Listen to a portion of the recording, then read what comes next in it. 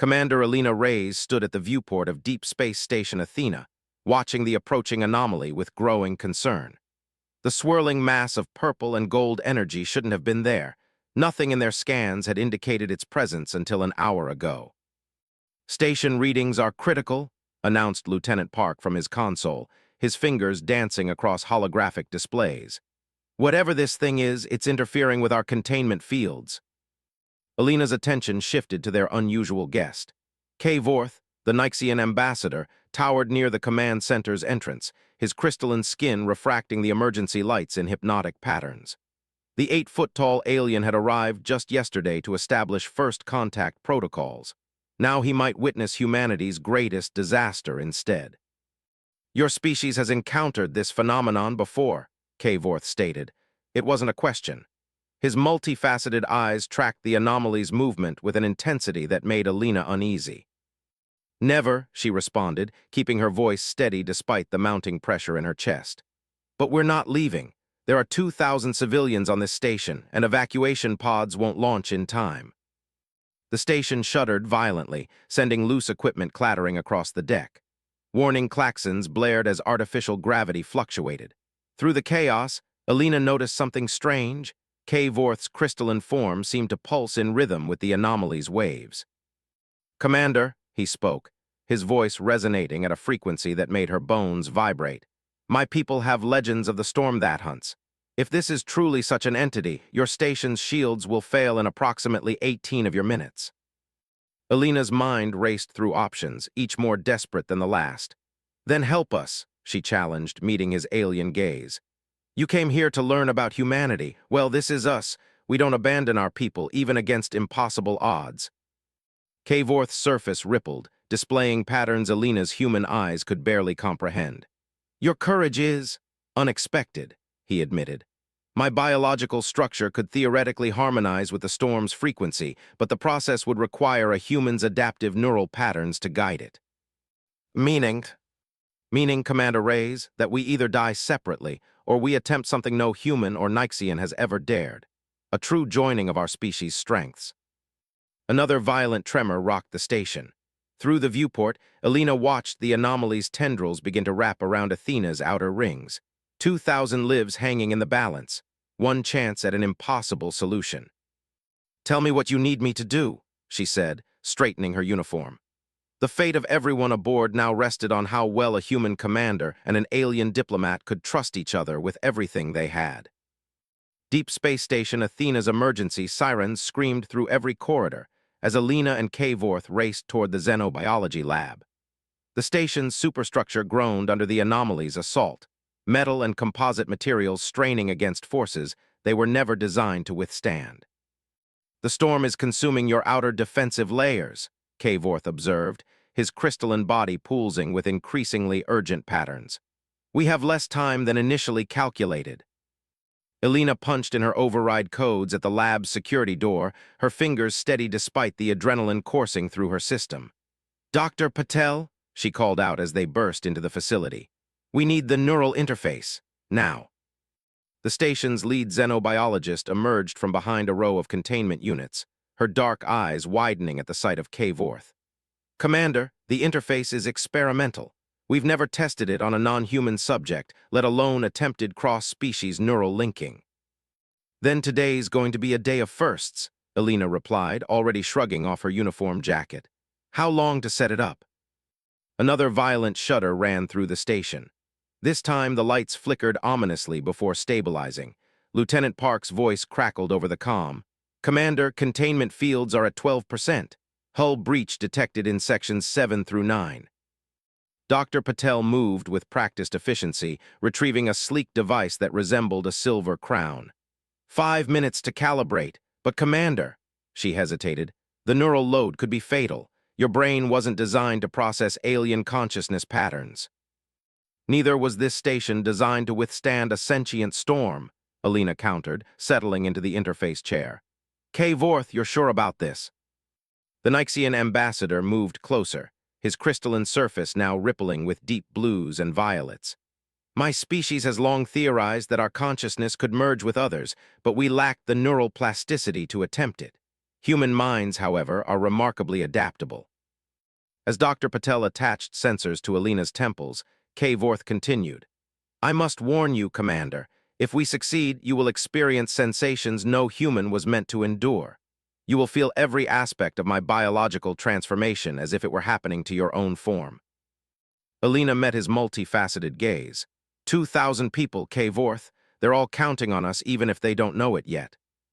The neural interface hummed to life, its soft blue glow reflecting off Vorth's crystalline surface. Dr. Patel's fingers flew across the calibration panel. Neural sync initiating in 3, 2, 1.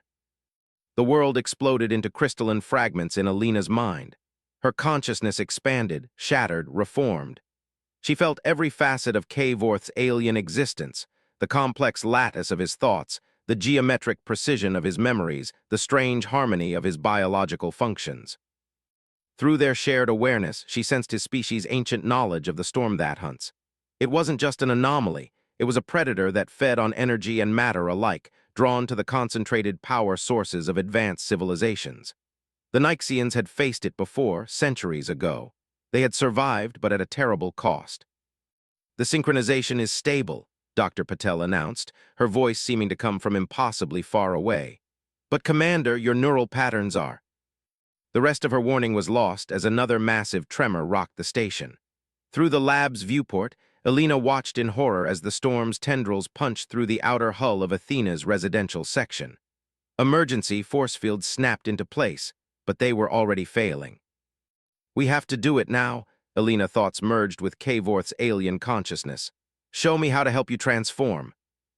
In their shared mental space, Vorth's consciousness enveloped hers like a crystalline embrace. The pain will be beyond anything you have known, his thoughts resonated through her mind. 2,000 lives, Alina reminded him, gritting her teeth as the first wave of transformation began. Whatever it takes. The transformation began at Alina's fingertips. Through their merged consciousness, she felt Vorth's crystalline structure beginning to influence her own biology. It started as a tingling sensation, then intensified into something that defied human description, like ice forming inside her veins, like glass growing from her bones. Remarkable, Dr. Patel whispered, monitoring the process. The commander's DNA is temporarily adopting Nixian characteristics. It's a complete cellular reconstruction, but controlled. Alina could barely hear her through the roaring in her skull. Every nerve ending was on fire, every cell screaming as it was rewritten. Vorth's consciousness held her steady, his alien thoughts intertwining with hers in complex geometric patterns that helped distribute the pain. Focus on my structure, his thoughts guided her. Feel how each crystal plane aligns with the next. Your human intuition will help guide the transformation. Through their shared vision, Alina watched as her skin began to take on a translucent quality. The change was spreading up her arms now, each patch of transformed tissue catching and refracting light in impossible ways. But it wasn't fast enough. The station's warnings had reached a fever pitch. Hull breach in primary residential sector, Lieutenant Park's voice crackled through the comm. Emergency force fields failing. We have atmosphere venting in multiple sections. Alina forced her eyes open, though the simple action felt like dragging diamonds across her retinas. Through the lab's viewport, she watched in horror as the storm's tendrils penetrated deeper into the station. But now, with her transformed senses, she could see it wasn't just energy and matter. It was alive, in its own alien way. Vorth, she gasped through crystallizing lips, the storm, it's conscious. Yes, his thoughts resonated through their link. Now you understand why my people feared it. It hunts with purpose, with hunger. It seeks the most concentrated sources of energy, like your station's fusion core. The revelation hit Alina like a physical blow. If the storm reached Athena's core, the resulting explosion would vaporize everyone aboard. The evacuation pods would be useless at this range. They had minutes at most. Through their merged awareness, a plan began to form. The storm was conscious, which meant it could be distracted, attracted to something even more energetically dense than the station's core, something like. No, Dr. Patel interjected, reading the neural data flowing across her screens. Commander, you can't be suggesting. The transformation, Alina forced the words out through a throat that was rapidly becoming crystalline. We need to accelerate it. Vorth's biology combined with my neural energy. We could create a beacon. It would be drawn to us. Kavorth's thoughts merged with her plan, away from your people. But Alina, the acceleration would cause unimaginable pain. Even if we survived, you might never fully return to human form. Another violent tremor rocked the lab. Through the viewport, Alina watched as a section of the residential ring tore away, emergency bulkheads barely sealing in time to prevent catastrophic decompression. She thought of the families in those quarters, the children who had never asked to be born on a deep space station, the elderly who had chosen to spend their retirement among the stars. 2,000 lives, she whispered, the words crystallizing in the air like frozen breath. Do it. Kavorth's consciousness surged through their link, and Alina screamed as the transformation accelerated exponentially. Her bones transformed into living crystal, her blood became liquid light, her very thoughts began to fracture and refract like light through a prism. The pain was beyond anything a human nervous system was designed to process. But through it all, she maintained one pure human thought: save them. Whatever it takes, save them all. The storm, sensing the sudden surge of concentrated energy, began to turn its attention away from the station's core. Its tendrils withdrew from the breached sections, writhing through space toward the lab where two beings were becoming something entirely new. Neither human nor Nyxian, but a hybrid that had never existed before in the history of either species. Alina felt her consciousness expanding, becoming vast and crystalline and impossibly complex. The last thing she heard before the transformation completed was Dr. Patel's astonished gasp. My God, what are they becoming?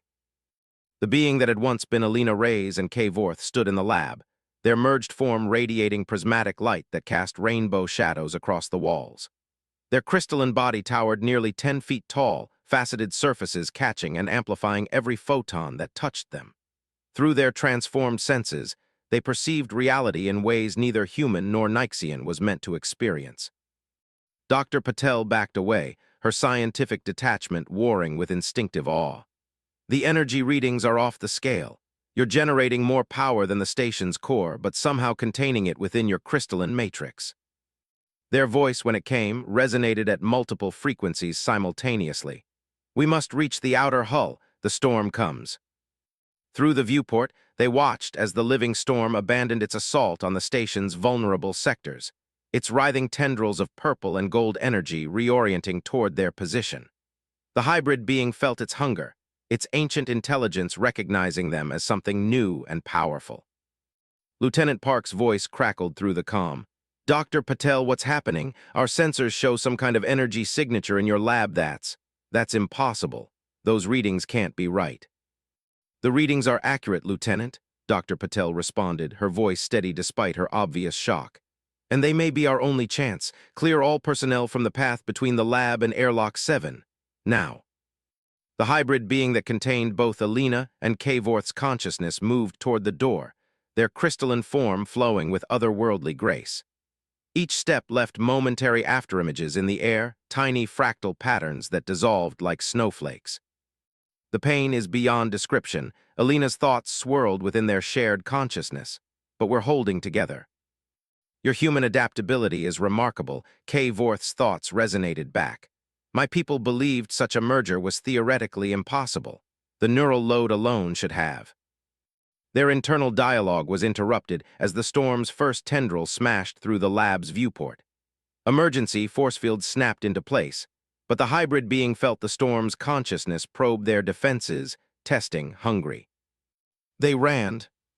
Through the station's corridors they moved, their crystalline form pulsing with contained energy.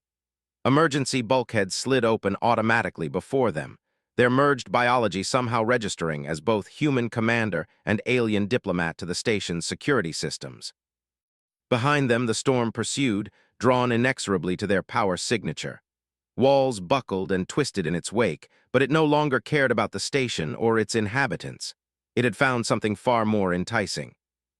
They reached airlock 7, the last barrier between them and the vacuum of space. Through their enhanced senses, they could feel the storm's anticipation, its ancient hunger focused entirely on their hybrid form. Are you ready? Kavorth's thoughts spiraled through their shared consciousness. Alina's human determination crystallized within their merged mind. 2,000 lives, whatever it takes. Dr. Patel's voice came through their calm one last time. Commander! K-Vorth, whatever you're planning, the station's structural integrity is at 40%. We don't have much time.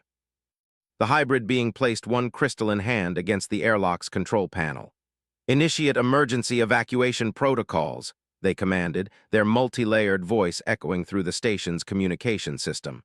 All personnel to emergency shelters. Seal all compartments. What comes next? No one should witness. They felt the storm gathering itself behind them, its tendrils coiling with predatory patience. It had chased them exactly where they wanted it, away from the station's vulnerable core, away from the civilian quarters, to the one place where they could spring their trap. Now comes the hard part. Alina's thoughts merged with K-Vorth's strategic analysis. We have to make it want us more than it wants the station. The hybrid being's crystalline surface began to pulse with increasing intensity, their merged consciousness forcing their transformed biology to generate energy signatures that no natural organism should be capable of producing. They were making themselves into living bait, and the storm's hunger was becoming a palpable force. Through the airlock's viewport, they could see the full mass of the storm writhing in space, its purple and gold energies twisting into impossible geometries. It was ancient, powerful, and utterly alien, but in their merged form they were something just as unprecedented. We are ready, their thoughts aligned in perfect crystalline harmony. Let it begin. The airlock cycled open to the void of space, and the hybrid being stepped out into nothingness. Their crystalline form needed no protection from the vacuum. Each facet of their transformed body was a self-contained system, drawing energy from the very fabric of space-time itself. The storm surged toward them, its hunger now a tangible force that distorted the reality around them. Through their merged consciousness, they could finally understand its true nature. It wasn't just a predator, it was a remnant of the universe's birth, a thing that had existed before stars began to shine.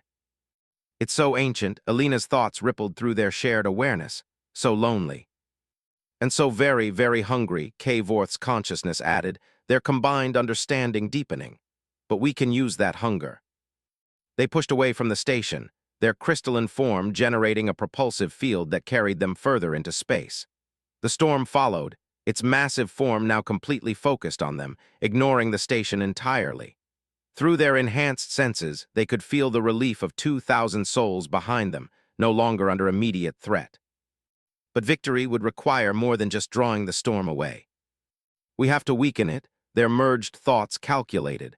Make it expend so much energy trying to catch us that it won't have the strength to return to the station.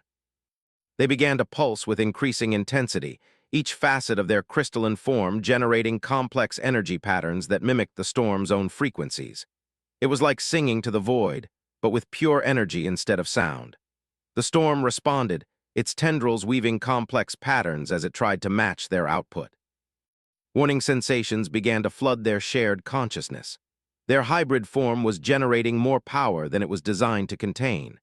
Microscopic fractures appeared in their crystalline surface, spreading like spider webs across their transformed flesh. We're pushing too hard, K-Vorth's thoughts warned. The molecular bonds are destabilizing. We have to push harder. Alina's human determination surged through their link. Look. The storm was changing, its massive form contracting as it expended more and more energy trying to match their output. But it wasn't enough. They could feel its ancient cunning, its growing realization that they were trying to weaken it. Then Alina's consciousness sparked with an idea that made K-Vorth's alien thoughts recoil in horror.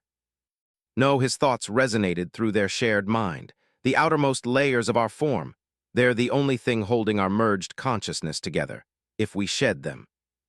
We'll release enough energy to force the storm to expend most of its remaining power, Alina's thoughts completed. 2,000 lives, K-Vorth, whatever it takes. Their merged form shuddered as Alina's human will aligned with K-Vorth's alien knowledge. They began the process of molecular separation, deliberately destabilizing the outer layers of their crystalline form. The pain was beyond description, like being flayed alive at an atomic level. The storm sensed what they were doing. Its tendrils reached for them with renewed hunger, drawn by the promise of such concentrated energy. That's when they began to tear away their own crystalline skin, piece by burning piece. Each shard of their sacrificed form erupted with the combined power of human neural energy and Nyxian biological technology. The storm couldn't resist consuming them, couldn't stop itself from expending massive amounts of energy to absorb each fragment. Through their deteriorating consciousness, they watched as the storm's massive form began to shrink, its purple and gold energies dimming as it overextended itself. But they weren't finished. Not yet. One final gift, their thoughts aligned as their form continued to disintegrate. One last sacrifice. The being that had once been Alina and Kavorth prepared for their final gambit, even as their merged consciousness began to fragment like their failing form. Behind them, Station Athena hung in space, its 2,000 souls watching in awe as crystalline light bloomed against the darkness. The true test of their sacrifice was about to begin.